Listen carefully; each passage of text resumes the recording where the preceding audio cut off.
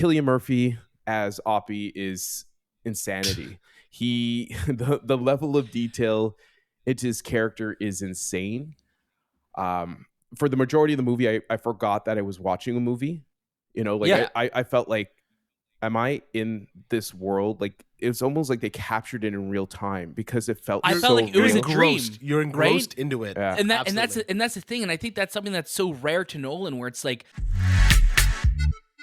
Hello and welcome to the movie podcast review of Oppenheimer. My name is Shahbaz, and joining alongside me are my other physicists, Daniel and Anthony. Daniel, how are you doing today?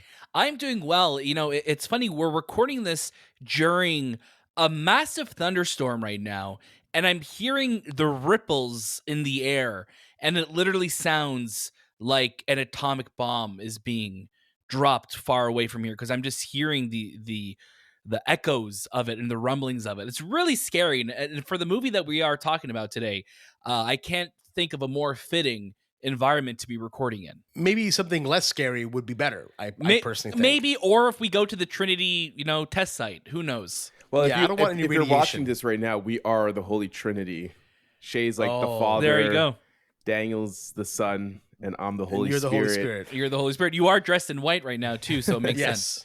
I like Yes, that. that I makes like that a sense. lot. You are also the last apparition I'm going to see before I die. I think it's going to be Anthony's face. Yes. because he probably killed me. You'd probably be laughing over. You'd be like, right. That's probably what happened. Yeah, it And was Anthony, me how all you along. doing? I'm doing good. I survived the Barbieheimer week. We Sorry, the Barbenheimer, man. Come on. Barbenheimer. Sorry, I like Barbenheimer. to give it a different name. But yeah, we were blown up. The wrong one. We were blown up by pink explosions, and now we are being blown up by an actual nuclear bomb. So yeah, we're here. We're gonna talk about it. Yeah, it's very exciting. There's a lot of good movies that have come out recently, and especially this week. It obviously is the holy Barbenheimer week of all weeks. People have been memeing this. People have been building up to this for a long, long time. But it's been so beautiful to see because it's really just promoted, the love of going to a theater. Like, I'm seeing people doing double passes to films. People that might go to the theater once a year are going twice in one day right now. So it's so beautiful to see, and I'm absolutely excited to see what people's reactions are going to be. At the end of this review, though, we will give our recommendation of what you should watch first. It might be different for all three of us. It might be the same. Who knows? But we'll let you know. Should you watch Oppenheimer first? Should you watch Barbie first? And what food should you pair it with? No, I'm just kidding. We don't go that far. There's some good pairing. There's some good pairings for sure. And it's funny seeing, obviously, going back in time, we've seen a lot of different of the fan mock-ups of it's the atom bomb combo and stuff like that. Those are not real. But Barbie, there's some really cool Barbie ones that Cineplex is doing, where you could drink out of a beach ball and you could have your popcorn Yes. in a Barbie box, which is pretty cool. But also, to your point, Shahbaz, Cineplex announced today that 60,000 Canadians who have purchased tickets for Barbenheimer, that's on record right now. About 60,000 Canadians That's have a lot. purchased tickets for both Barbie and Oppenheimer, which That's is like all of Canada. that's basically all of Canada, really. No, but that's really impressive. And when you think of the time that we're in, where movie theaters are, we really are in the best time right now to go to a movie theater. You could go to the theater and choose one of 6 movies playing and have an amazing experience. There's more obviously playing, but there's so I could tell you 6 movies playing right now that deserve your time and attention. And 3 of them just came out in the last week and a half. So it's we're really in a great time right now. Absolutely. You're absolutely right. And again, just to focus a little bit more on Barbenheimer here for a second, I want to give a huge shout out to our friends over at Laird Butter. They have this really awesome poster that they had on sale that was drawn by the lovely Sean Longmore, who, I think all 3 of us own some of Sean's work as well. But yeah, it's a really cool poster. It's been going viral. So you definitely have seen it online. You can check out their website. I don't know if it's sold out or if it's still available, but go ahead. I'm checking right out. now for you. I'm going to check right now to see if it's still available. And they also had just recently coming out with their Wes Anderson issue as well. So definitely give that a look too. It looks like, as of right now, I'm looking on their site, I am not seeing it under prints. So it's possible that they may have sold out of it because it was limited to, I think, 200. Then it's yeah. definitely gone. So it's probably gone because I've been seeing that like on morning shows, in interviews. It's like it's been everywhere. So congrats to them. They deserve it. They're awesome. Congrats. Of course, we want to give a huge shout out to our friends over at Universal Pictures as well for inviting us to come watch Oppenheimer. We have so much to talk about this movie. There's an amazing cast. We can even talk about how we watched this film because that really is a point in this movie of the formatting of this type of film as well. So we'll discuss that as well. Before we do, I want to kick it over to Daniel for some announcements. Really quickly, I want to address, and of course, this is I'm speaking, but this is from all three of us. This is from the movie podcast. We know that there's a strike going on right now. The writer strike has been going on the last couple of months. The actors are now on strike, and the movie podcast would not exist without writers and without the actors who bring their words to life. So we 100% stand with them on strike. They deserve to be paid and compensated for the incredible work that they do. So I'm really hoping, and we're really hoping, that this strike could end soon. That way, actors and writers could go back and creating, the wonderful things that we love to talk about here on the show.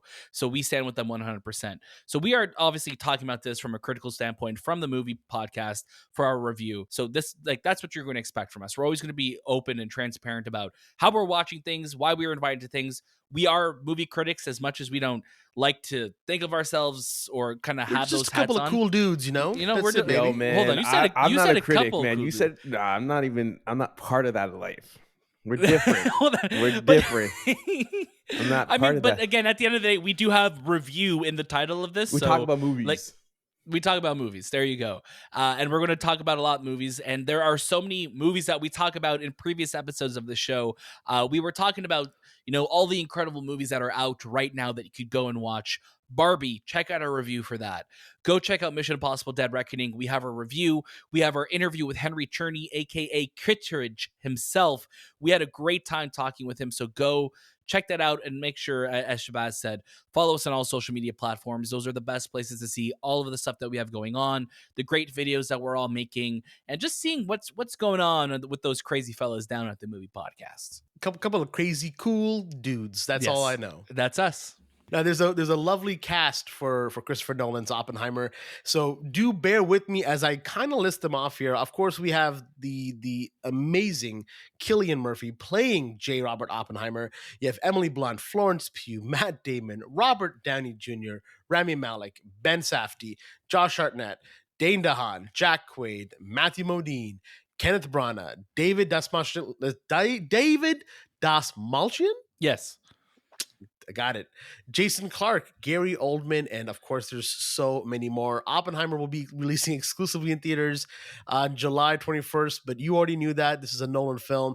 It will be available in IMAX, in IMAX 70 millimeter, and also in regular screens as well. So if you do go watch it, let us know how you watched it, how many times you've watched it, and also in what format you watched it. So we're really curious to hear all about that. Let us know in the comments below. You can also join our Discord. We will be opening up a channel for Oppenheimer, so you can have a discussion in there. People keep joining every single day, so thank you to everyone that has joined so far. We really love all the love and support that you've given us. We're having a great time in there. You can follow us at the Movie Podcast on all social media platforms available out there. There's more social media platforms opening day by day, but guess what? We're going to try to be on them as quickly as possible, so do bear with us. We also have some great contests happening.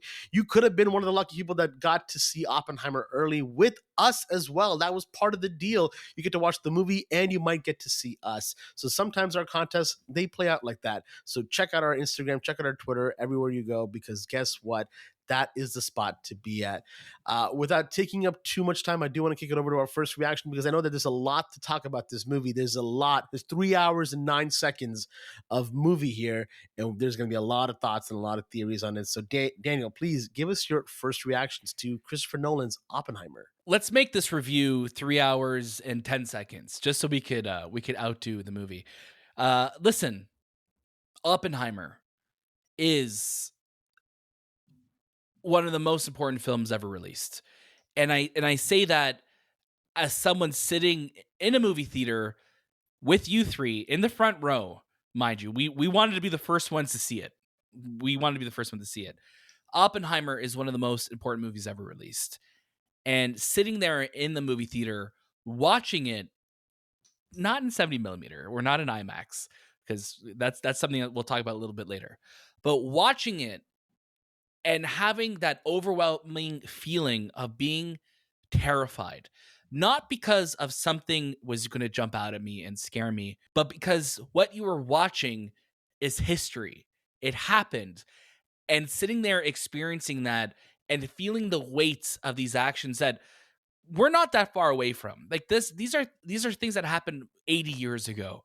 That's still in our, like, this generation, right? That's not that far away. And to see a nuclear bomb go off, we're so used to seeing spectacle films, massive movies, superhero movies, whatever, where explosions happen, worlds and things like that. But there's something so raw and so personal and so intimate about the way Nolan shoots this film that I was just enthralled, and I was gripping my my armrests so tight throughout. It's just mythic and massive filmmaking. And Christopher Nolan, for me at least, I really do believe Christopher Nolan is the best filmmaker working today. He is my favorite filmmaker working today. Every time he makes a new movie, he is doing it with the story in mind, the spectacle in mind, the visuals, the audio, everything. That you go to a movie theater and you watch a Christopher Nolan movie and you feel like you are a changed person leaving it. And I have felt that with all of his films since Batman Begins.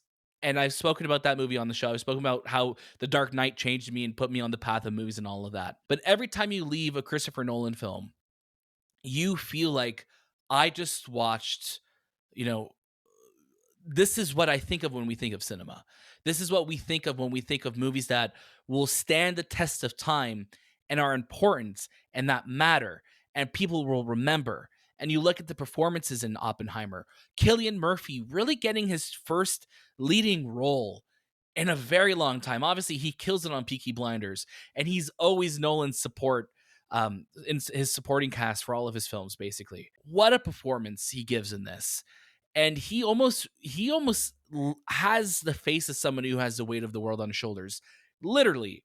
Because when you're going into this world and you're creating something and you're working on creating something that if you push that button, you could either successfully detonate a nuclear bomb or you could set fire to the atmosphere and the world's done. And you literally are feeling that throughout the entirety of this movie. This movie has you like by the throat the entire time. And it's funny, I've been seeing a lot of people comparing this movie to The Social Network, and I get it. I get those comparisons, I guess, through the, because there are two different trials going on and we're cutting back and forth and so on. They're very different films, obviously. Oh my gosh, but it's so much different. They're so different. But like, yes, I'm like, they're yeah. But like, I get it in the surface level comparison where it's like, yeah, you have two different things going on and the trials and you're seeing what's happened. And it's very fast paced. Like, it's very fast paced. This is one of the fastest 3 hours I've ever watched the movie. We're in a time where we're getting a lot of longer movies, and I think of some of my favorite movies this year, like Spider-Verse, like Oppenheimer, like Guardians of the Galaxy, like Across the Spider-Verse, that Mission are all Impossible, that are all 2.5 hour plus movies, but they are doing really well with their pacing. And the first I would say the first 20 minutes or so of this movie is setting up a lot, and then it just puts it slams on the acceleration, and it just holds you to the very end. And I literally was just blown away the entire time, even if we're just in a courtroom. No pun intended. Oh gosh, I literally didn't even think of that. But like, literally, if we're just in a courtroom or you're just hearing him talk, it feels like the most important sentence or phrase or conversation that's ever happened in history. There's a weight to everything that Nolan does, and there's just this scale to it that even if it's just a character sitting at a chair, smoking a cigarette, talking to their spouse or talking to another scientist, it feels like you're watching something, that you're watching history unfold. And it's just breathtaking throughout. There's so much I want to talk about, and I want to compartmentalize our review a little bit more. So we'll come back to the cinematography. We'll come back to the score. Obviously, this is just more of a first reaction, but it's what a gorgeous movie, what a monumental movie, and what an absolutely terrifying movie Oppenheimer is. Yeah, it's you nailed it, man. Like, there's a lot. about this film. There's three acts that I like to kind of place this film into. And then the first act really is that setup. And for me, when we were watching it, I was like, okay, this is a little slow right now. I feel like we're really building up to something.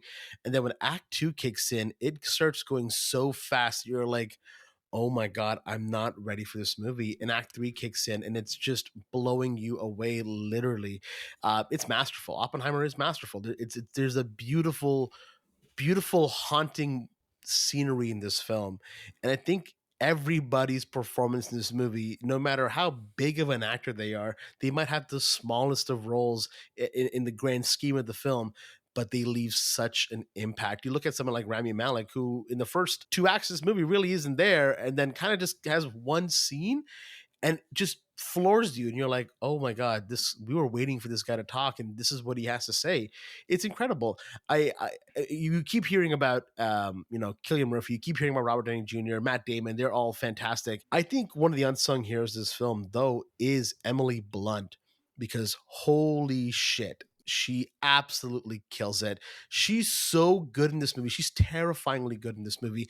This is her best performance by far, and she's always good in whatever she does. So to know that right now that Nolan has just really pushed something out of her here, it was fantastic. I absolutely had a great time with this movie. There are things that I wish were a little different, or things that I kind of wanted to expand on, but I'm sure we're going to get to that in a second. Anthony, please give us your first reaction to Oppenheimer as well. I thought Oppenheimer was extraordinary. I believe it's one of the most important films ever made. This movie will challenge you with a story that a majority of the world, truthfully, is unaware of, and it tells it in a way that it involves scale and suspense and performances, and it captures this monumental event right in front of you. Christopher Nolan's approach to Oppenheimer's story is met with huge achievements in storytelling, in cinematography, and post-production work. Just the idea of how he made this in less than 2 months and was able to shoot on film and edit on tape and doesn't even hit a computer. Like, it's just crazy to think that this was still achievable in 2023. I think Oppenheimer is his greatest film. After watching it, it delves into some of the most extreme, profound truths, and I can't stress this enough, that the events in Oppenheimer recount a story of a man who's completely forgotten. These are real stories. This is a real event. This is not a fictional, or not, is it non-fictional? It's not fiction. It's not fiction. Sorry. It's, when growing up, I learned about the Manhattan Project, and I knew of the creation of the nuclear bomb in school, but I wasn't fully aware or understood the level of science being poured into this creation. And I always thought, like, man, the Manhattan Project, I always had this cool name. It was a secret thing that happened during World War II. But, like, really, I didn't know what was happening. And this movie really showcases what happens in Los Alamos, and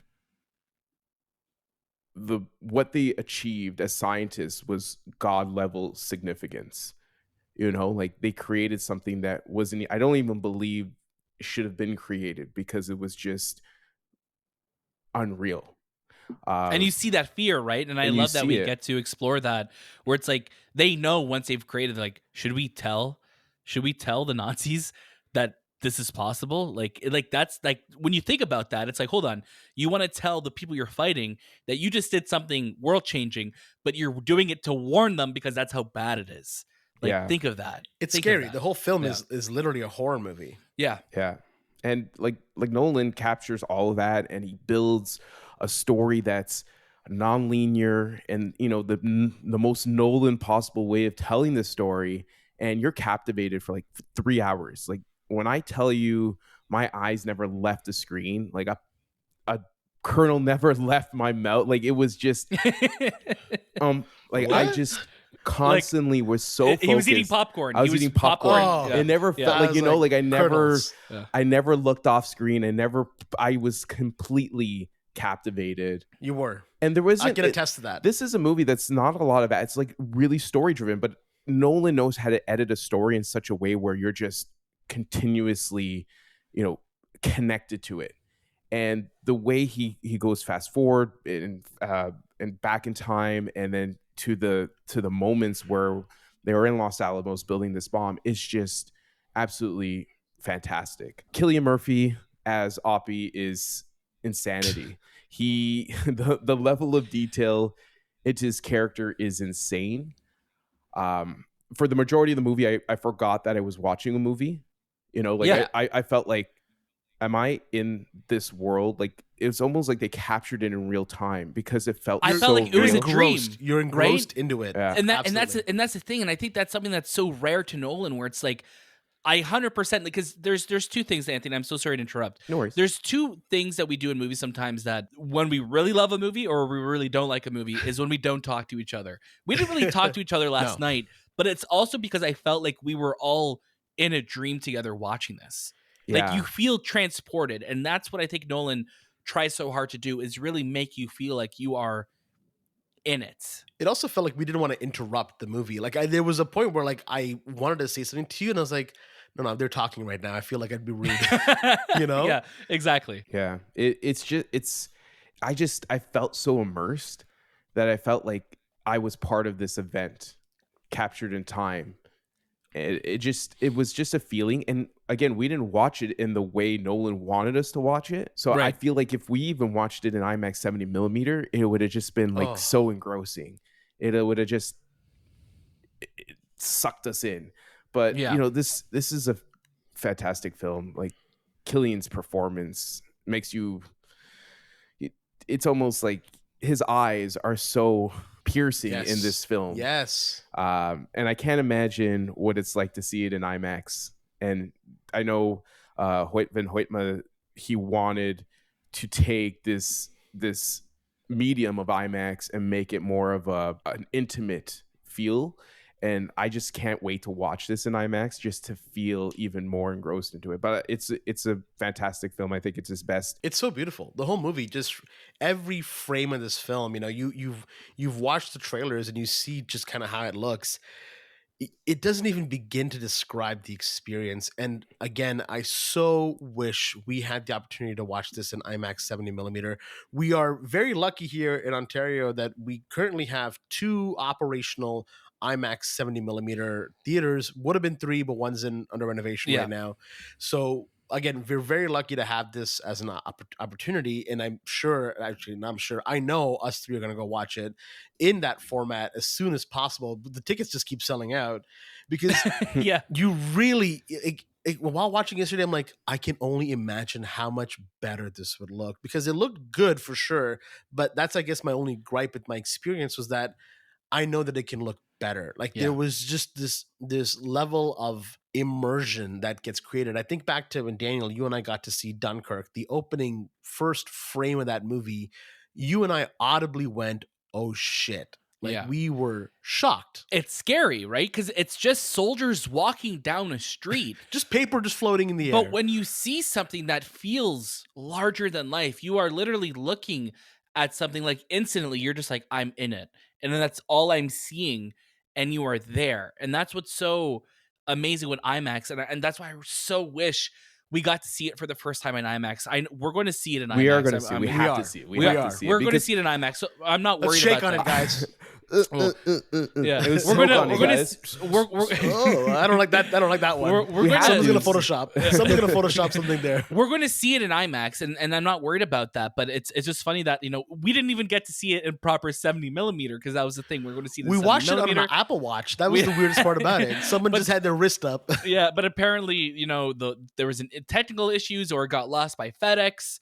These things happen. I'm just glad that it was still available to watch. So the FedEx guy for sure is pirating that film right now. He's got an IMAX theater at his house right now. He's like, oh shit, I'm watching Oppenheimer. Digitize this. He's an elaborate FedEx dude guy. I was telling Daniel, like, imagine this guy just shows up to one of those digitizing houses, like the home movie type of. I need you to digitize this film for me. It's why is this 11 miles long? Why is this such a long reel? Is this Oppenheimer? No. No, it's my great grandfather's home videos. Oh, okay. From the war. From the war. Is your grandfather Oppenheimer? Yes, he is. I want to quickly talk about the score here. Doesn't have to be quickly, man. Okay, I want to take a long Please, time. yeah. And really stretch this one out. How are you guys doing? No, I want to talk about the score here. Please. Because Ludwig Göransson, who, if you don't know his name by now, friend of the show. Friend of the show, exactly. He's been on our show. If you don't know his name by now, then you are sorely missing out on some of the best music that you've ever heard. Not even just in film, but you look back to his career with working with Childish Gambino and so on and so forth. I remember in the opening sequence, there's a moment where Oppenheimer is just kind of looking straight out. It's not a very memorable moment in the sense of how it looks, but the music that kicks in, I was like, oh, this is beautiful. This is gorgeous. It is so good. It reminded me a lot of what Tenet did, but then stripped down and then just kind of taken the best elements of it, because it was phenomenal. It's truly haunting. This is some of Ludwig's best work. Obviously, he every score that he's done, obviously we've seen him do for Tenet and for Black Panther and for so many others. This is some of his most haunting work, because so much of this film is in the sound design, it's in the visual effects. And I'm just like counting down the seconds right now, waiting for the soundtrack to release, because I just want to watch it and experience it and just sit outside and like have my headphones on, noise canceling, and spatial audio, and just get lost in it. Because it really is some of the most immersive work that Ludwig's ever done. And to see that with the screen, I'm so glad that Nolan is working with him. Nolan had a bit of a shakeup with cinematographers and composers now, with Hoyt joining the team Nolan and with Interstellar, and then Ludwig joining for Tenet. And I'm really hoping that he keeps them around for a little while, because when you look at the run that Nolan had with Wally Pfister and with Hans Zimmer, Nolan is in a new era right now. And it's funny, like we when Barbie came out and people were talking about like Oscar noms, this, I think Oppenheimer is Nolan's best chance right now at getting a Best Picture nom and Best Picture win, and Best Director. Come on, and Best Director and Best Score and Best Cinematography and Best Visual Effects, Best everything. Nolan usually does really well with the technical awards at the Academy Awards, and I know we don't really predict or like to talk about that stuff, but when you look at what this film is, it's how does it not be at the front of the pack right now? And I was thinking of this movie a lot today, because we just watched it last night, and I was getting vibes also of like Oliver Stone's like JFK, because this also feels like a movie. Oppenheimer is like a movie that we don't get very often. We get a lot of biopics, but this is like you don't get character studies like this anymore. Yeah, a character study. This is like a character. This is a bio blockbuster in the sense like this is massive, and Oppenheimer's gonna have a really good opening weekend, and I think it's gonna make a lot of money at the box office. And I think that's just the power of who Christopher Nolan is now as a director, that you could put his name on something.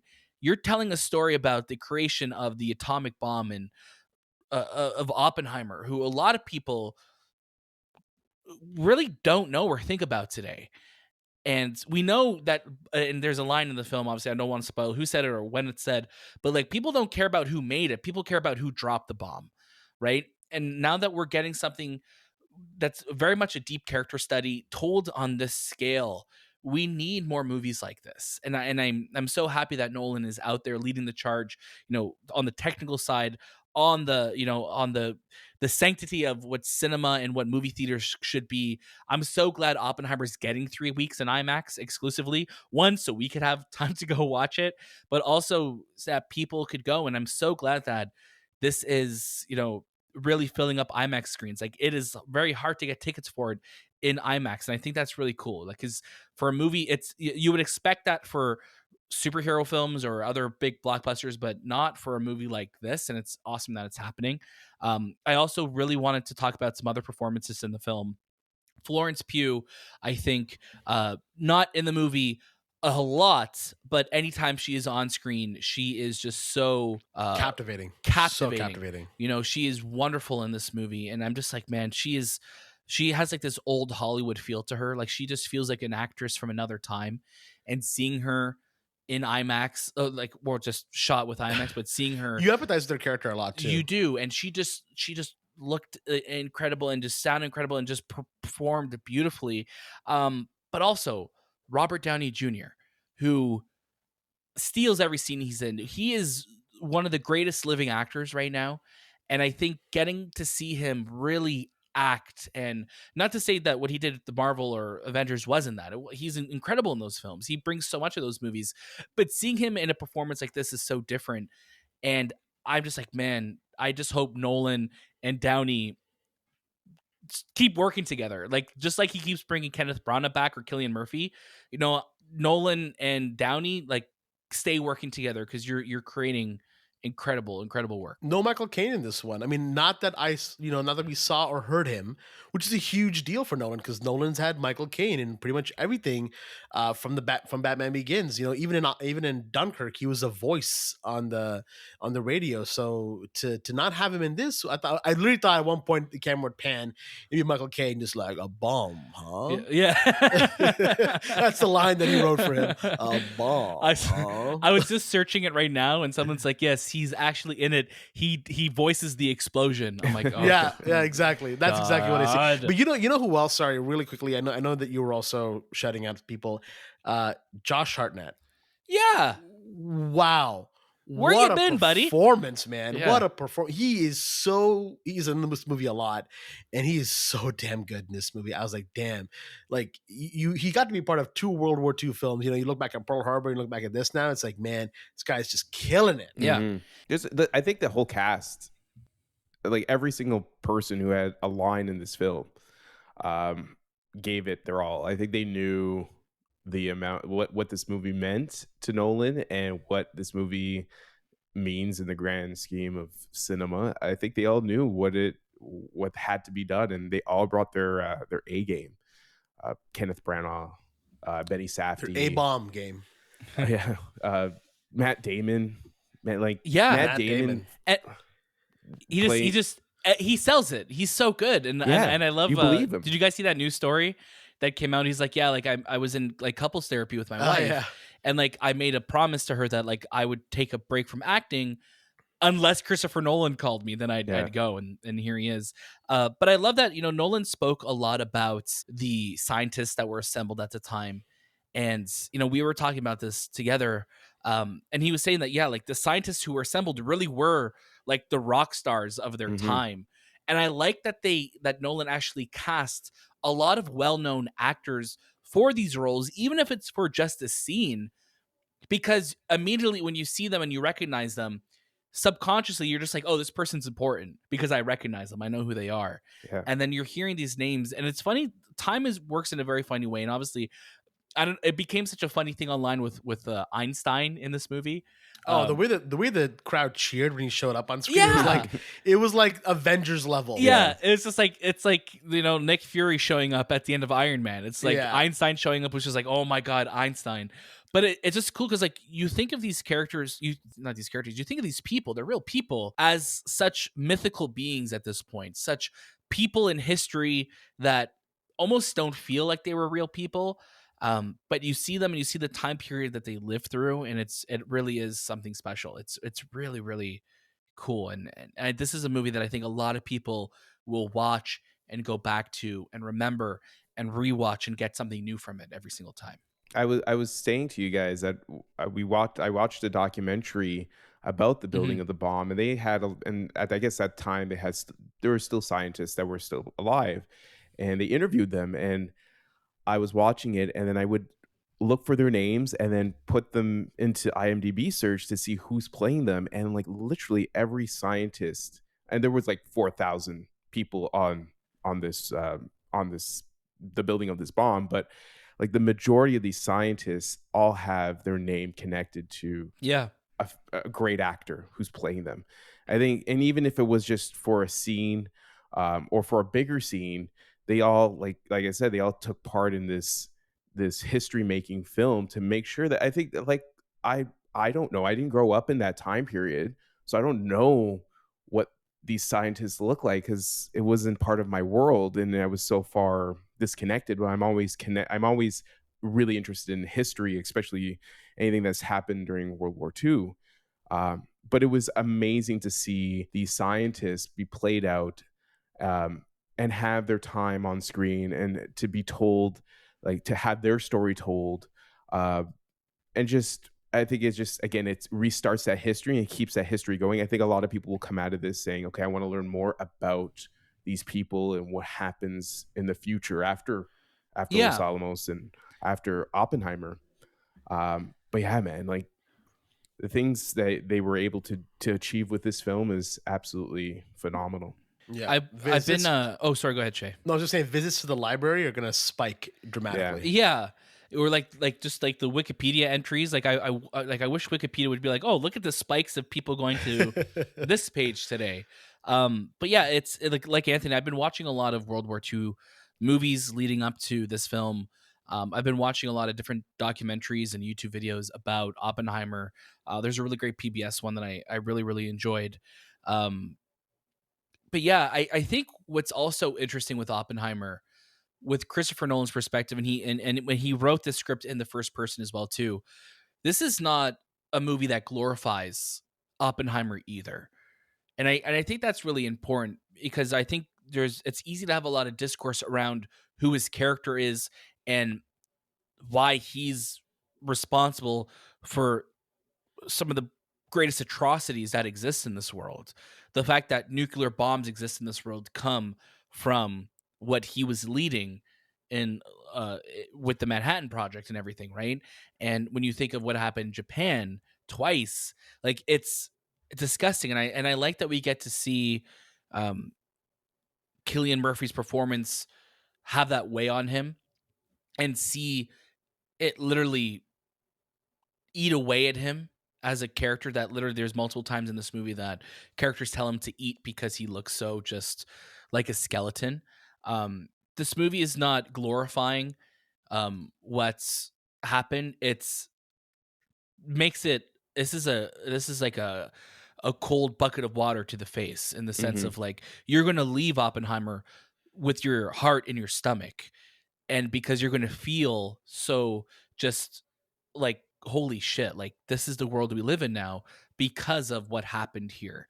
And I like that it is not like a, like, we're look at our success, we did it, yes they did, but look at the cost. And I think there's a lot of World War II movies that will gloss over the fact of, yeah, we're dropping bombs, we're killing people, but because we're the winners of it, we get to write history and we get to celebrate it.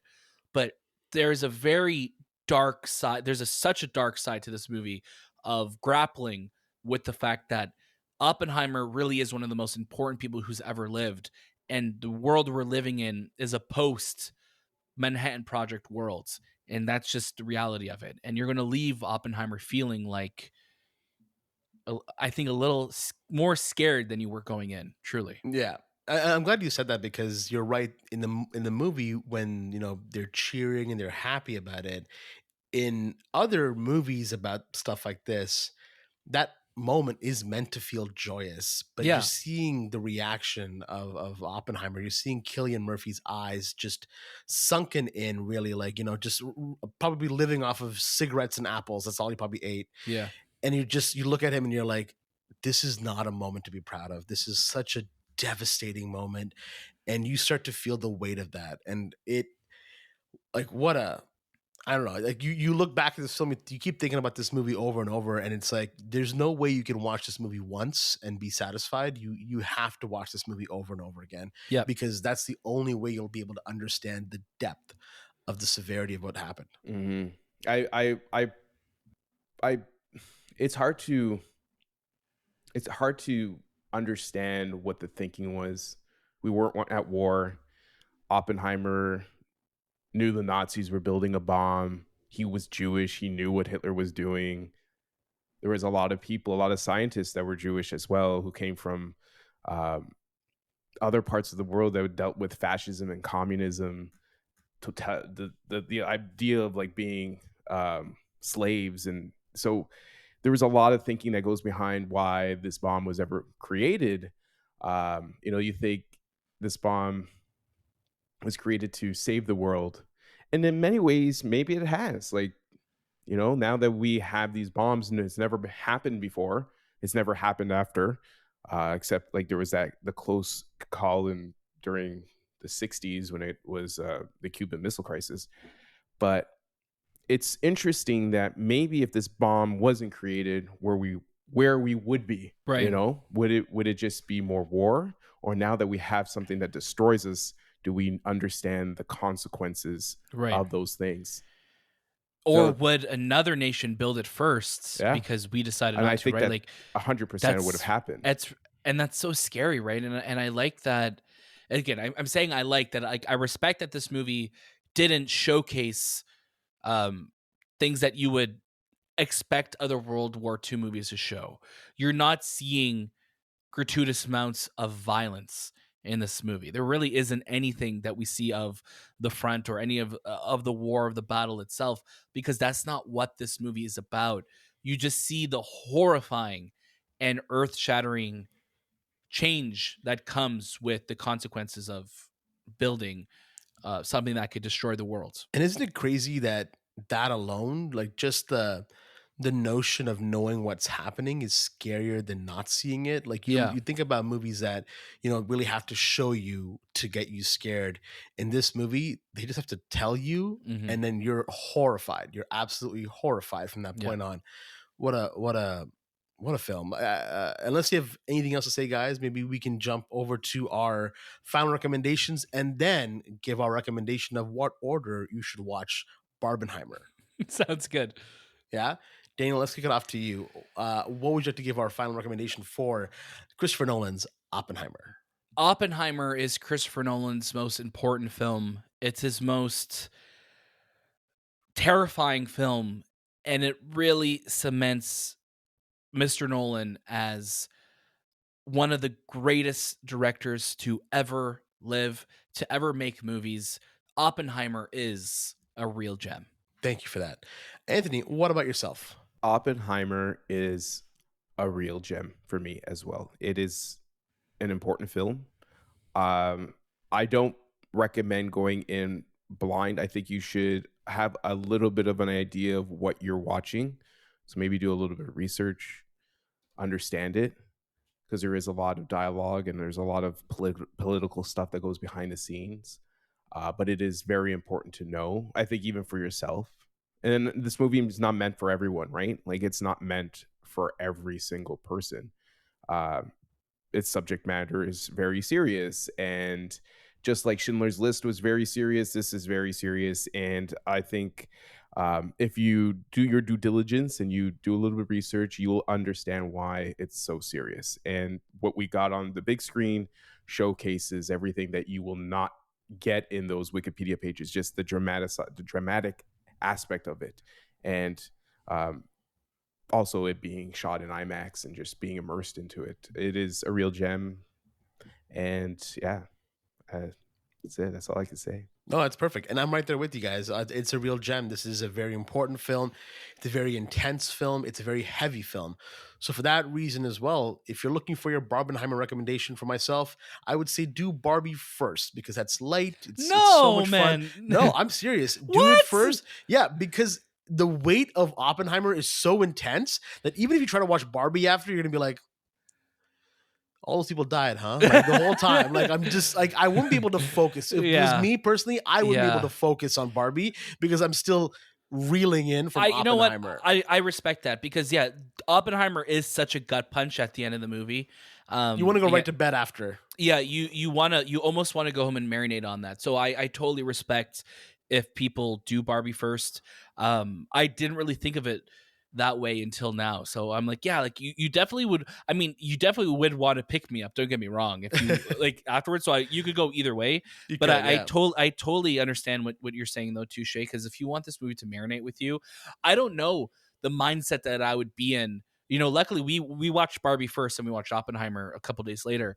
But yeah, I don't know what kind of mindset I would be in if I'm watching these movies for the first time and I leave Oppenheimer and just be like, well, I'm depressed. Now I get to see a very pink and colorful movie. Like not until like halfway through Barbie would I be like, oh yeah, this is life. I'm alive again. What about you, Anthony? I recommend watching Barbie because if you watch Oppenheimer first, you're still going to be affected when you watch Barbie. Yeah, definitely. You know, it's still going to linger on you. It's still going to be like this feeling, this uneasy feeling. And I think that might ruin your experience with watching Barbie, because it's like,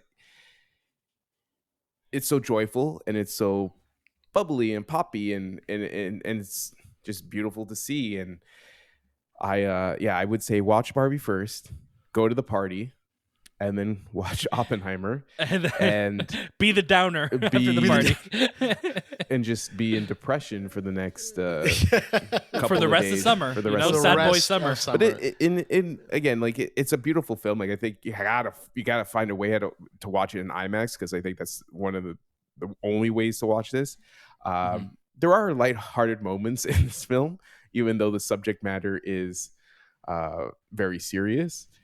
But yeah, man, everything's so interesting. These films are so interesting. I'm glad that Christopher Nolan was able to tell this story, because I think it's like, again, it's very important, even though we're not in a nuclear war now. There's no nuclear holocaust and all that, and we could be depressed about it. But we're the closest we've ever been on the doomsday clock. We're like 90 seconds to midnight. Yeah, well, but you know what? Here's scary, the story. You know? Like, my mom grew up during the Cuban Missile Crisis. She would tell me these stories about, like, yeah, I would go to school and I would do like the, hide under the table, because that's like they would practice all these things. And she told me a story about the day that the Americans and the Soviets had this issue, like this missile crisis, and that my grandmother, my nonna, came running to school and pulled her out of school, and she said, the Russians are coming, and that was, I think, the closest you've ever experienced. And then learning about the history and all that stuff after, and